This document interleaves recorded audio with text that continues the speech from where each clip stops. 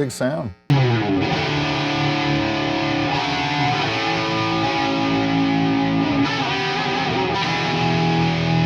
I'm an unschooled player and I don't know theory, and so I depend on my tone.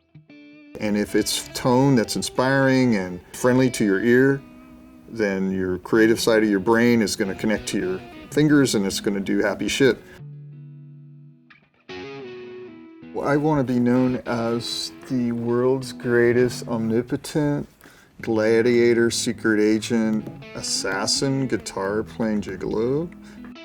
But that would be sort of not really real. So how about just I'm George Lynch, a semi-famous ex-rock star from an 80s hair band.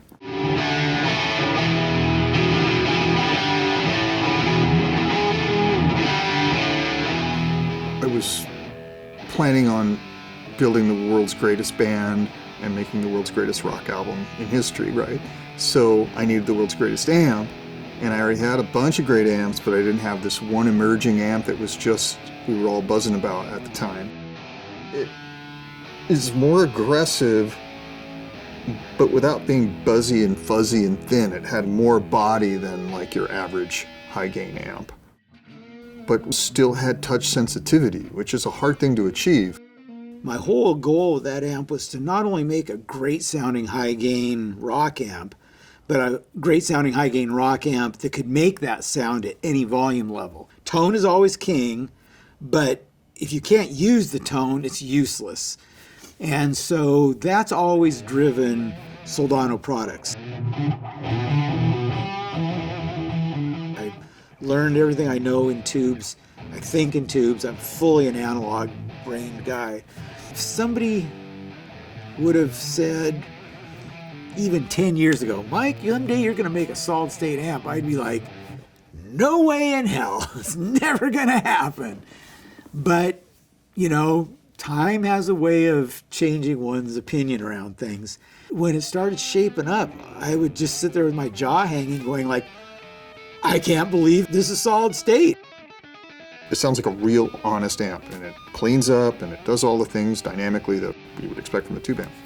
By not altering the circuit, but just substituting ICs in place of the tubes is why we were able to accomplish what we did.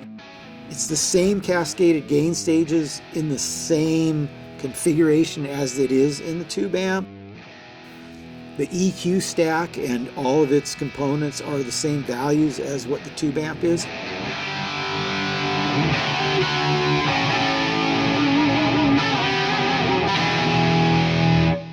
Even with all the amps that I have in my studio or whatever, or even at home, I'm just like, okay, I just have a quick idea, or I just want to practice, or I need to learn some songs or something.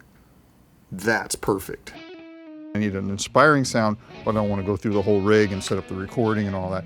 This could be on tour, it could be at my house, you know, it could be somebody else's studio. You could use it for even small gigging, you know, it's loud enough. Is it the same as the $4,000 SLO 100? No, it's not. Is it inspiring? It's just going to inspire me to write songs? Is it going to inspire me to play solos? Am I going to want to sit down and practice because I'm inspired, because it sounds good? It's all of the essence of a true SLO 100 in a small 30-watt amplifier. It's getting you 75% way there for 1/20th of the price.